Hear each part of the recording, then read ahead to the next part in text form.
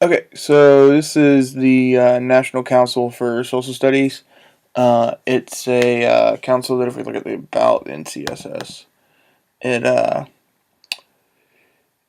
is a place where a bunch of publications get stored in a database, a bunch of them, and so you can look at all of the publications they have.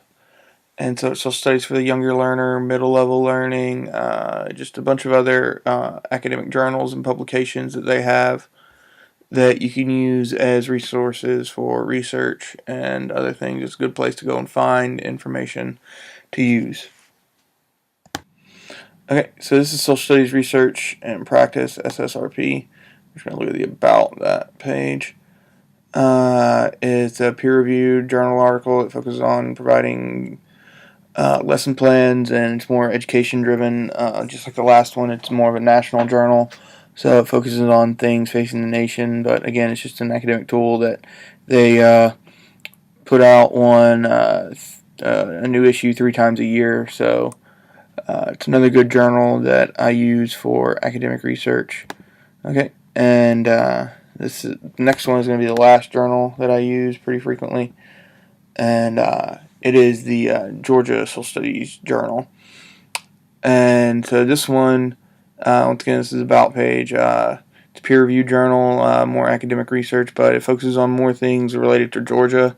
So a lot of things, especially right now that I'm teaching 8th grade Georgia history. There's some articles in there that are pretty interesting, and I've used.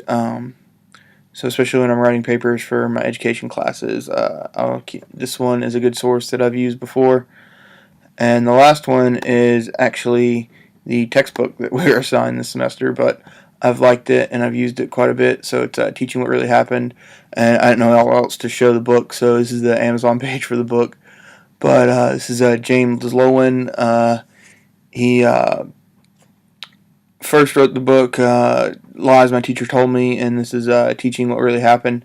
And he kind of goes into problems he's faced with the education system and ways around that. And there's a lot of eye-opening things that I've read through our class readings this year, and turned me on to this book. But a lot of eye-opening things about just how to communicate better to students, especially as students from low-income families and different backgrounds from my own. So this book's been pretty helpful in that regard. And so yeah, those are my academic sources that I've used this semester, and probably continue to use in my teaching career. Okay, and there's going to be a link in the description to a Google Doc that has all of these resources